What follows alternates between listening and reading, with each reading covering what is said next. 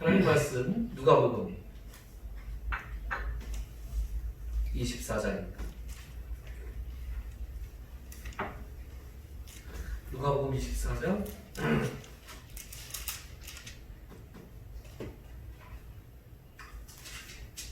13절부터 27절. 신약성경 139면입니다. 다 찾으셨나 본데요. 굉장히 빠르시네요. 역시 정예부 되실 아들.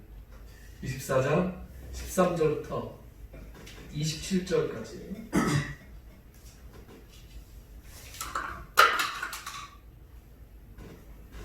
(13절부터) 27절까지 우리 한 절씩 교독하시고 마지막 절은 27절을 함께 읽겠습니다. 그날에 그들 중 둘이 예루살렘에서 25리 되는 엠마오라 하는 마을로 가면서 이 모든 의미를 서로 이야기하더라. 그들이 서로 이야기하며 문의할 때에 예수께서 가까이 이르러 그들과 동행하시나 그들의 눈이 가려져 그 의미를 알아보지 못하고 예수께서 이르시되 너희가 길 가면서 서로 주고받고 하는 이야기가 무엇이냐 하시니 두 사람이 슬픈 빛을 띠고 머물러 서더라. 그 한 사람은 글로 가라는 자가 대답하여 이르되 당신이 사람을 요즘 성서들이 잠은 알지 이르시되 무슨 일이냐 이르되 나사렛 예수의 이름이 그는 하나님과 모든 백성 앞에서 말과 일에 능하신 선지자이거늘 우리 우리의 제자들과 관리들이 사나이 관계에 머물고 십자가와 반연하라. 우리는 이 사람이 이스라엘을 속량할 자라고 바라노라. 이뿐 아니라 이 일이 일어난 지가 사흘째요. 또한 우리 중에 어떤 자들이 우리로 놀라게 하였으니 이는 그의 새벽에 무덤에 갔다가 그의 시체는 보지 못하고 와서 그가 살아나셨다 하는 천사들의 나타남을 보았다 하며 또 우리와 함께한 자 중에 두 사람이 무덤에 가 가해한 자들이 말하거나 말씀을 보았으나 예수는 보지 못하니라. 이르시되 미련하고 선지자들이 말한 모든 것을 마음에 더디 믿는 자들이요 그리스도가 이런 고난을 받고 받고 자기의 영광에 들어가야 할 것이 아니냐. 쉽게 있죠. 이에 모세와 모든 선지자의 글로 시작하여 모든 성경에 쓴바 자기에 관한 것을 자세히 설명하시리라. 아멘. 사람은 다 죽습니다. 그렇죠? 그리고 죽으면 다 끝입니다. 죽었는데 뭘 어떻게 하겠어요? 저하고 아주 친한 친구가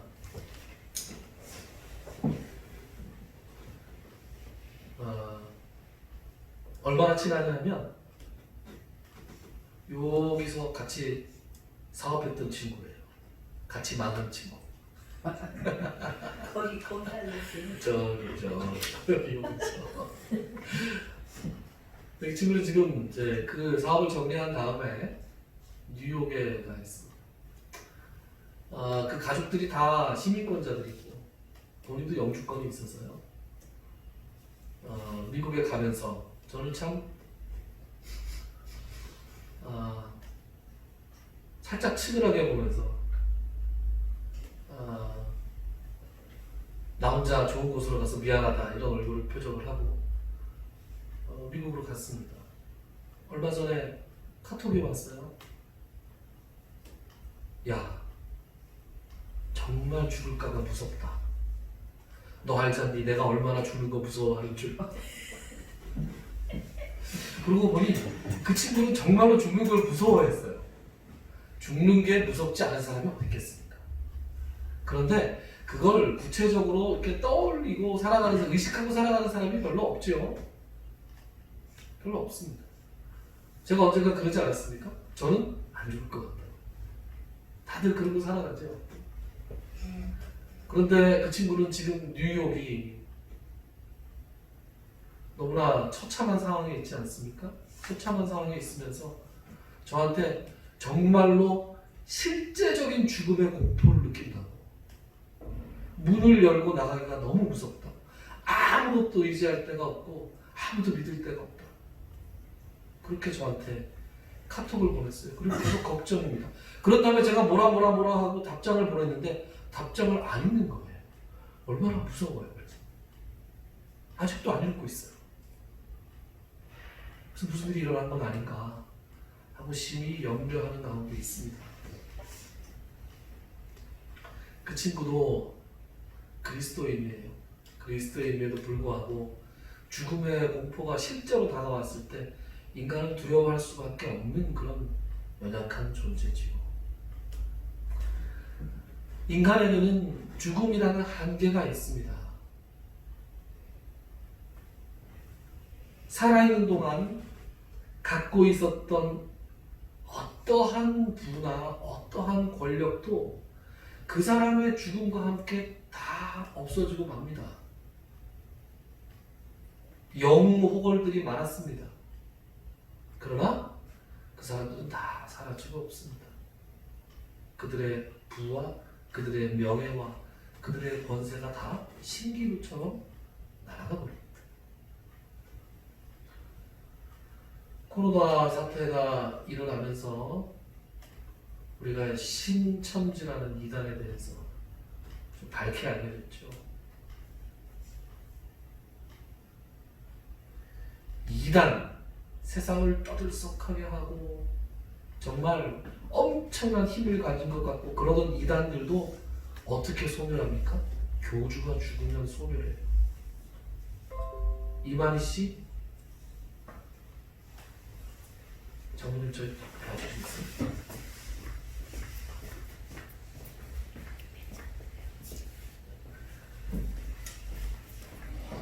이만희 씨 90이라면서요? 이제 얼마 남지 않았어요. 이만희 씨 안 죽을 거라고 믿고 있는 사람들이 많다죠?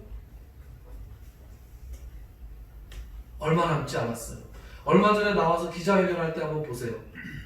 저는 도무지 그 양반 말을 하는 걸 알아듣는 사람들이 신기해요. 앞도 뒤도 맞지 않는 말을 막 하는데 그 말을 듣고 아멘하고 있는 사람들이 너무 신기합니다. 지금 이제 굉장히 뭔가를 분간하기 어려운 그런 사람이 된 것 같아요. 이제 얼마 남지 않았어요. 모든 이단들이 다 그렇게 소멸돼 갔습니다. 우리나라 이단은요, 뿌리가 하나입니다. 아시죠? 뭐 이만희, 유재열, 장막성전, 무슨 정명석 다 뿌리가 어디예요? 거슬러 올라가 보면 두 사람인데 하나는 박태선이고 하나는 문성현이에요. 그 마귀가 두 마리예요. 근데 그 마귀가 그 위에 하나 있어요. 또 같은 동문수학이에요. 우리 김백문이라고. 그 위로 거슬러 올라가면 이용도라고 있어요. 지금 제가 주보에 한국교회에서 연재하고 있죠. 이렇게 하다 보면 이제 장로교 신학교, 감리교 신학교 이렇게 나오는데 감리교가 걸출한 신비주의자가 있었어요. 그 신비주의자가 이용도 목사예요. 이용도 목사한테 영향을 받은 사람 중에서 이용도 목사는 이단으로 보는 사람도 있고 안 보는 사람도 있는데 그 다음에 나온 김백문이라는 자는 확실하게 이단이었어요. 그리고 그 사람에게 배운 박태선과 문선명이 우리나라 이단의 뿌리들입니다.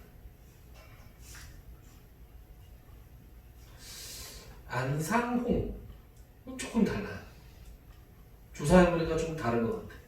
안상홍은 뿌리가 안식교예요. 안식교. 제7일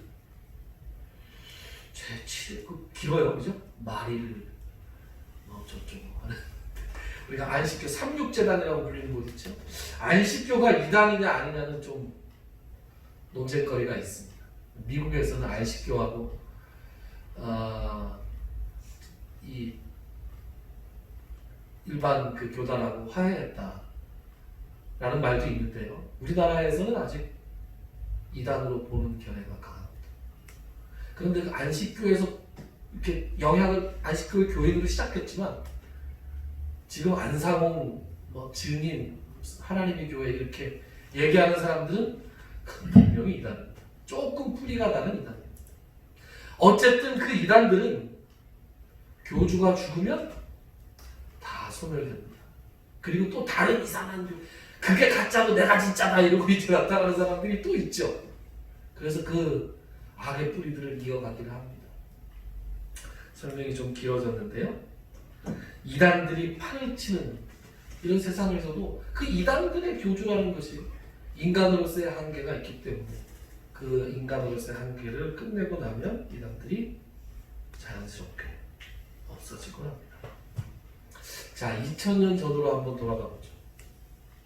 2000년 전 예수께서 돌아가셨을 때 예수님을 따르던 수많은 무리들은 다 어떻게 했을까요? 예수님은 공생애를 시작한 이후 3년 동안 정말 어마어마한 이적을 보이셨죠. 그 어마어마한 이적이 다 기록되어 있는 것이 복음서입니다. 병자를 고치시고 심지어 죽은 사람을 다시 살리시고 물 위를 걸으시고 미친 듯이 불어대는 풍랑에 있는 바다를 말씀으로 잠잠케 하시고 보리떡 5개와 물고기 2마리로 5,000명의 군중을 먹이시고도 12광지를 남기게 하시고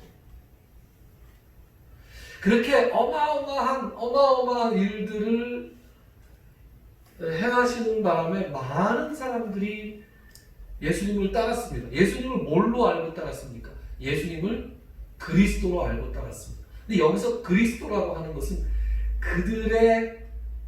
그들이 생각하는 그리스도였어요. 그들이 생각하는 메시아, 다윗의 자손으로 오시는 메시아. 그래서 자기 자신들을 로마의 압제로부터 벗어나서 다윗과 솔로몬 시대의 그 강하고 부유한 그런 나라로 다시 만들어줄 그런 메시아로 예수님을 생각했지요. 그래서 우리가 지난주를 종려주일로 지키지 않았습니까? 여러분 종려주일 할 때 그 종려가 뭡니까? 종려나무죠. 종려나무. 다른 말로 하면 야자나무죠. 야자수. 예수님께서 나귀를 타고 예루살렘에 입성하실 때 예루살렘에 막 들어오실 때 백성들이 나뭇잎과 그들의 겉옷을 벗어서 깔았다고 했어요. 그 무슨 나무잎을 깔았어요? 요한복음에 보면 그게 종려나무 가지를 깔았다고 했어요. 그 종려나무는 승리를 상징하는 나무였어요. 그래서 종려나무 가지와 종려나무 잎을 바닥에 깔았다라고 하는 것은 그 이스라엘 백성들이 예수님을 뭘로 보고 있다 지금? 메시아로 보고 있다는 거예요. 어떤 메시아? 그들을 힘센 나라로 다시 일으켜줄 메시아, 그리스도, 왕으로 생각하고 있다는 거예요. 그래서 백성들이 종려나무 가지를 깔고 겉옷을 벗어 길가에 펴고 그러면서 뭐라고 외쳤어요? 호산나라고 외쳤죠. 호산나는 영어고 히브리어는 호시아나. 호시아나가 무슨 뜻입니까? 우리를 구원하소서. 왕에게 바치는 환호였어요. 그것을 보고 바리새인들을 비롯한 당시의 종교 기득권자들은 칼을 품었죠.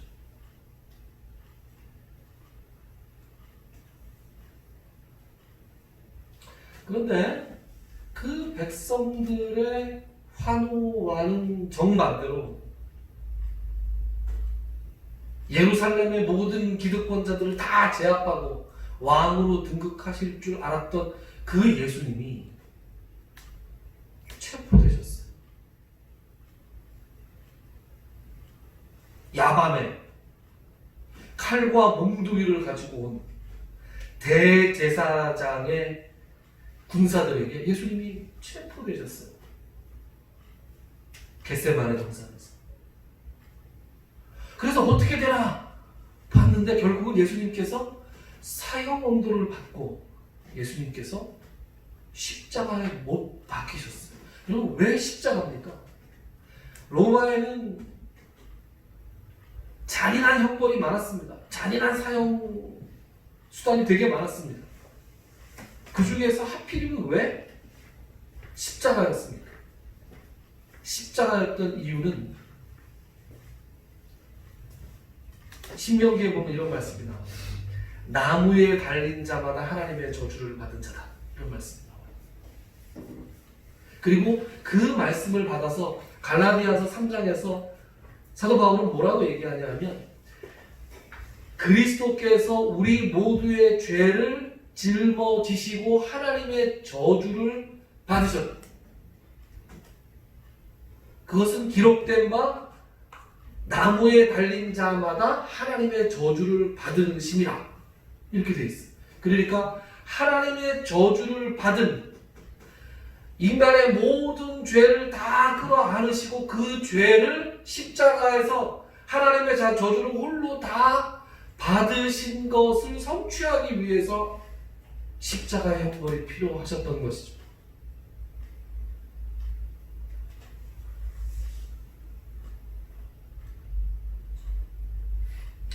세상을 떠들썩하게 했고 그래서 세상을 완전히 뒤집어 줄 줄 알고 그리고 자기들을 이 모든 압제와 속박과 가난의 굴레에서 벗어나게 할 줄 알았던 그 예수님께서 허무하게 십자가에 달려서 돌아가신 것을 봤습니다. 죽으셨어요. 그럼 죽으면 끝이잖아요. 아니 저렇게 돌아가실 줄 누가 알았겠어요? 돌아가셨어요. 끝까지 지켜봤어요. 갈보리 산 위에서 예수님이 십자가에 매달렸을 때 혹시 저 십자가를 뿌리치시고 거기서 내려오셔서 뭔가 큰일을 하시지 않을까? 마지막까지 기대를 걸고 지켜봤지만 그런 기적은 일어나지 않았어요. 예수님은 돌아가셨습니다. 그러면 예수님을 따르는 제자들은 어떻게 해야 됩니까? 이제 어떻게 해야 돼요?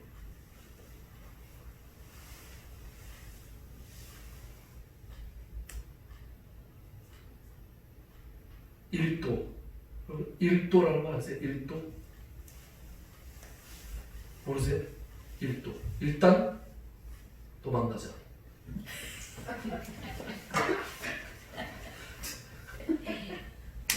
아니 대장이 죽으셨잖아요. 예수님께서 잡혀서 채찍질을 당하고 대제사장에게 신문을 받았을 때 예수의 수제자 베드로가 그 대제사장의 그 뜰에 가서 있었잖아요. 그때 이 사람 어디서 많이 본 것 같은데? 당신 말투 보니까 갈릴리 사람인데 우리나라 사람들, 경상도 사람들, 전라도 사람들 바로 티나잖아요. 그죠? 사투리 하니까 갈릴리 사투리를 썼단 말이죠. 당신도 지금 저 사람하고 같이 생기던 사람 아니야? 그러고 보니까 본 것 같아. 그 옆에 있었던 것 같아. 그러니까 베드로가 뭐라 그래요? 무슨 소리 하는 거냐고 지금. 왜 그렇겠어? 죽을까? 자기도 죽을까? 그죠? 예수님께서 십자가에 매달려서 돌아가실 때 제자들에게 첫 번째 들었던 감정은 뭐였겠어요? 두려움이죠. 그래서 일단 도망가고 보는 겁니다. 어디로 도망가요? 모르죠. 어디로 도망가야 됩니까? 그래 어디로 도망가느냐? 일단 예루살렘이 아닌 곳으로 도망가죠. 예루살렘이 아닌 곳으로 도망간 사람들이 창호를 나오잖아요. 그죠? 24장 누가복음 24장 13절 그날에 그들 중 둘이 예루살렘에서 25일이 되는 엠마오라 하는 마을로 가고 있었습니다. 엠마오가 최종 목적지가 아니었을 것 같아요. 엠마오로 가고 있었어요. 지금 어디로 가는 거예요? 저는 알지 못하겠어요. 엠마오로 가는 것이 아니라 예루살렘이 아닌 어떤 곳으로 지금 가고 있는 겁니다. 1단 도망가고 있는 거예요.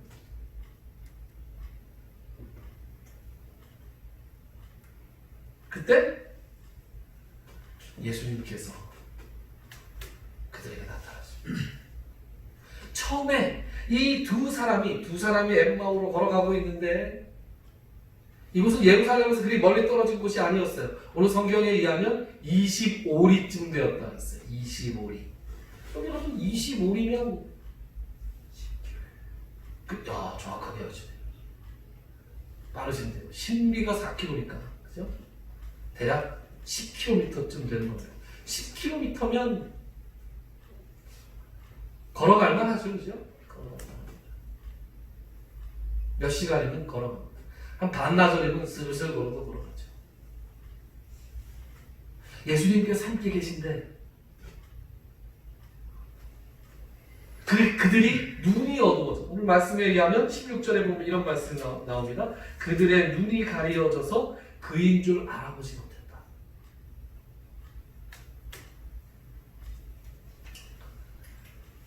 눈이 가리워지지 않았다 하더라도 예수님이라고 상상을 할 수 있었겠습니까? 그죠? 예수님은 얼마 전에 돌아가셨죠. 예수님 얼마 전에 죽으시고 다시는 어떻게 해볼 수 없는 지경으로 가셨잖아요. 우리가 무덤에 장사까지 지냈잖아요. 그래서 같이 동행했던 예수님을 알아보지 못했는데 예수님이 그들에게 말씀을 전합니다. 도대체 무슨 얘기들을 그렇게 하고 가시오?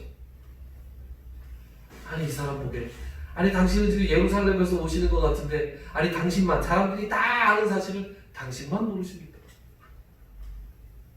나사렛 예수에 관한 것인데 우리는 이분이 말과 일에 능한 선지자라, 이분이 우리를, 즉 이스라엘을 속량할 자라고 믿었습니다. 속량하다, 이스라엘을 구원할 자라 믿었노라, 그렇게 되겠죠. 그런데 우리 대제사장들과 관리들이 사형 판결에 넘겨주어 십자가에 못 박았느니라. 그래서 우리는 그 다음에 설명하고 있지 않지만, 그래서 우리는 지금 예루살렘을 떠나 몸을 피하고 있는 중.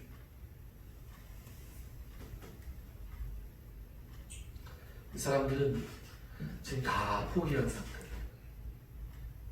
이제부터 뭘 하고 살아가나?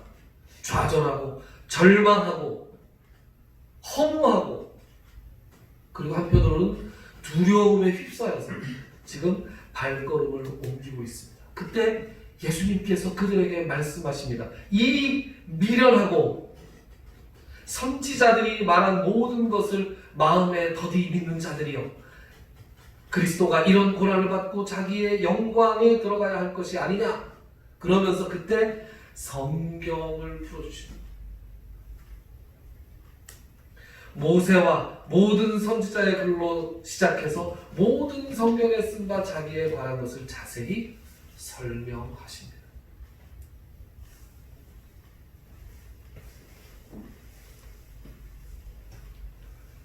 그리고 그들이 마을에 이제 잠깐 머물려고 하는데 예수님은 더 가시려고 그러는 것 같아요. 그들이 붙잡았어요. 그렇죠? 그들이 붙잡은 다음에 같이 식사라도 좀 하고 가시죠. 그리고 조금 놀라운 말씀을 하니까 식사라도 하고 가시죠. 그러면서 예수님과 식사하는데 예수님께서 떡을 떼어서 축사하실 때 비로소 그들의 눈이 어떻게 됐어요? 그들의 눈이 밝아져서 그가 예수인 줄 알아봤어요. 여러분, 그들의 마음이 어땠을까요?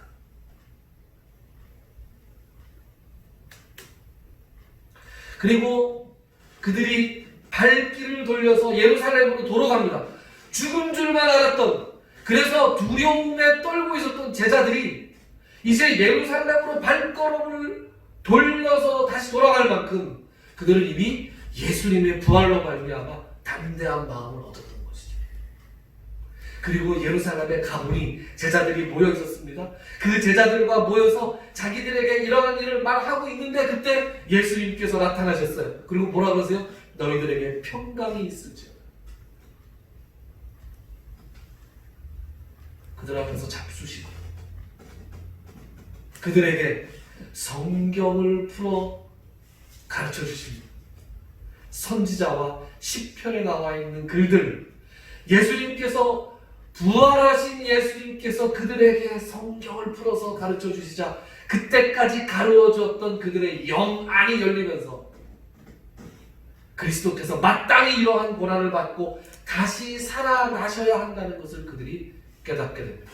그리고 그들에게 예수님께서 말씀하시죠. 너희들이 바로 이러한 부활의 증인이 되어야 합니다. 여러분, 성탄절이 중요합니까? 부활절이 중요합니까? 유치한 질문이죠. 아빠가 좋아, 엄마가 좋아, 뭐 이런 질문이죠. 굳이 하나를 꼽자면, 굳이 하나를 꼽자면 꼽을 수 없는 되죠. 꼽을 수 없는데 그래도 꼽자면 저는 부활절인 거예요. 왜 부활절입니까? 부활 때문에 기독교가 시작된 거예요. 부활이 없었으면 기독교가 시작되지를 못했어요. 사도행전, 오늘 읽은 누가복음 24장에 이어져서 그 다음에 사도행전이 나옵니다. 그죠? 사도행전은 얼마나 다이나믹하게 전개가 됩니까?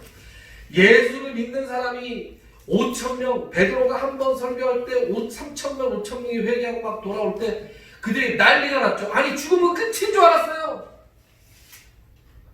죽음은 끝이고 죽여버리면 끝일 줄 알았어요. 그래서 예수를 십자가에 못 박아 죽였어요. 그냥 하나님의 저주를 받은 자가 그렇게 저주를 퍼부으면서 대제사장들과 유대인들이 못 박아버렸어요. 그리고 끝인 줄 알았어요.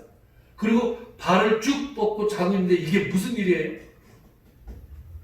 예수가 부활했다. 우리가 그의 증인이다. 이 증인을 자처하는 사람들이 나와서 예수의 부활을 증거할 때에 3,000명, 5,000명이 막 믿고 돌아왔어요. 그때 어떤 율법사, 가말리엘인가요? 어떤 율법사가 유대인들에게 제안을 합니다. 그냥 가만히 둬봐라. 그죠? 가만히 둬봐라. 저것이 만약에 하나님께로 났으면 당신이 막는다고 해도 막을 수 없는 것이고, 만약에 하나님께로 난 것이 아니면 당신들이 막지 않아도 스스로 소멸할 것이다. 그래서 거기에 막 예를 들죠. 일전에 드다라고 하는 자가 일어나서 큰 소동을 일으켰지만 드다가 죽고 나자 다 소멸되었고, 유다라고 하는 자가 일어나서 또 막 뭘 했는데 또 그 유다가 죽으면서 다 소멸되었다. 기다려봐라.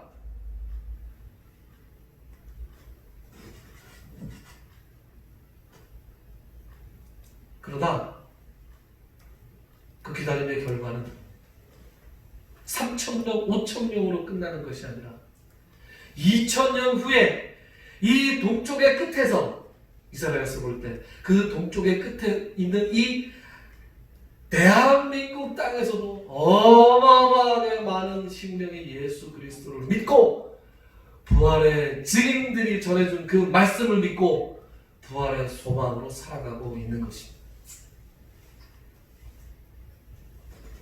여러분, 부활이 중요해요. 사도 바울은 그런 말씀을 하죠. 그리스도께서 다시 살아나시지 않았다면, 즉 그리스도께서 부활하시지 않았다면 우리가 전파하는 것도 헛것이고 또 너희의 믿음도 헛것이다. 여러분, 하나님의 저주를 받아서 죽은 줄 알았던, 그래서 모든 것을 다 포기하고 예루살렘으로부터 도망가서 각자 살 길을 모색하고 있었던 제자들을 180도 뒤집어 놓은 사건이 뭐 때문에 일어났어요? 예수님의 부활 때문에 일어난 거예요. 그 부활의 증인들이 3,000명, 5,000명 예루살렘에서 믿는 사람을 늘려갈 때에 그 사람들을 박해하는 사람이 있었어요. 그 사람이 누구예요? 사울이에요. 그 사울이 살기 듬직해서 예루살렘에 있는 사람들을 다 죽이고, 그것도 모자라서 다메섹에 있는, 다메섹으로 도망간 그리스도인들을 잡으려고 가다가 그 사람의 인생이 180도 전환이 되는데, 왜 180도 전환됐습니까? 바로 그리스도를 만난 거죠. 어떤 그리스도를 만났어요? 부활하신 예수 그리스도를 만났습니다. 고린도전서 15장은 우리가 소위 부활장이라고 해서 굉장히 유명한 부활에 관한 말씀들이 쭉 나옵니다. 거기서 사도 바울이 그렇게 얘기합니다. 맨 처음에 누구에게 나타나시고, 누가 나타내 누구에게 나타나시고 쭉 나타나신 다음에 마지막에 만삭되지 못해서 난 자 같은 나에게도 나타나셨다. 예수를 따르거나 따르지 않았던 모든 무리들의 삶을 180도 전환시켜 놓은 것은 바로 이 부활이라는 인간의 한계를 뛰어넘는 하나님의 역사였던 것이에요. 그래서 이 제자들은 스스로 부활의 증인을 자처하고, 그리고 부활의 소망을 가지고 살아갔습니다. 여러분, 부활의 소망을 가지고 살아갔습니까? 부활의 소망이라고 하는 것은 막연하게 먼 훗날에 내가 다시 살아나겠지 라고 생각하는 것만이 부활의 소망이 아니에요. 그럼 부활의 소망이라는 것은 이 썩어질 것이 다가 아니다라고 생각하는 거예요. 네? 부활의 소망을 가지고 살아간다는 것은 이 세상이 다가 아니다라고 생각하며 살아가는 거예요. 여러분, 세상 사람들은 이 세상이 다라고 생각하고 살아갑니다. 이 세상이 다고 이 세상이 끝나면 다 끝이 난다라고 살아가요. 그렇게 생각하고 살아갑니다. 그래서 어떻게 해서든지 내가 목숨이 붙어있는 날까지 조금 더 부유해지고, 조금 더 건강해지고, 조금 더 높은 자리로 올라가고, 이 세상이 마치 전부인 것처럼 생각하고 살아갑니다. 그러나 부활의 증인들, 부활의 소망을 가진 사람들은 이 세상의 것들이 썩어질 것이라는 것을 너무나 잘 알고 살아갑니다. 이 세상이 다가 아니고 우리에게 영원한 삶이, 하나님께서 예수 그리스도를 사망 가운데서 일으켰듯이 우리도 또한 우리의 한계를 뛰어넘는 썩지 않을 것으로 호련히 변화시켜 주실 거라는 믿음으로 살아갑니다.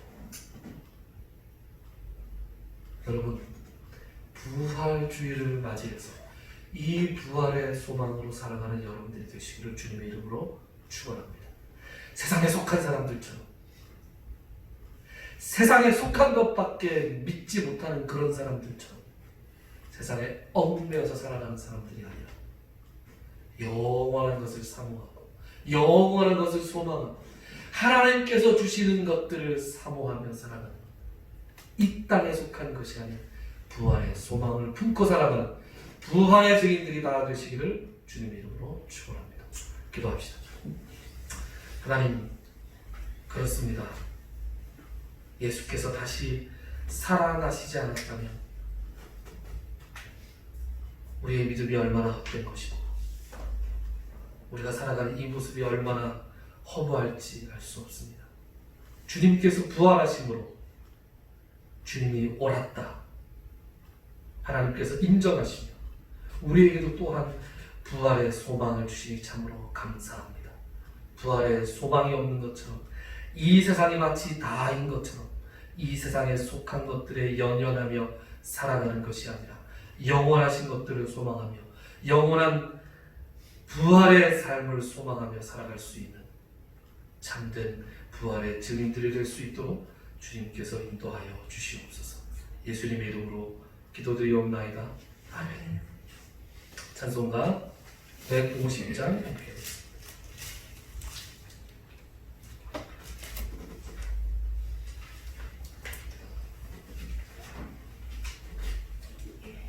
(150장) 찬송 1절과 4절 부르시겠습니다. 1절과 4절 부르신 후에 예배 마치죠. 150장 1절과 4절.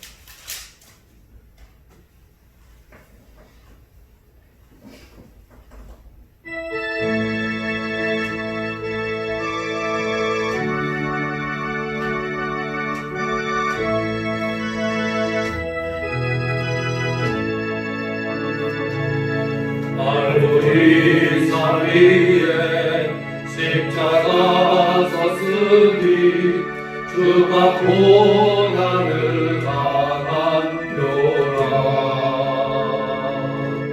고난 십자가를 내가 사랑함은 주가 보혈을 흘림이라.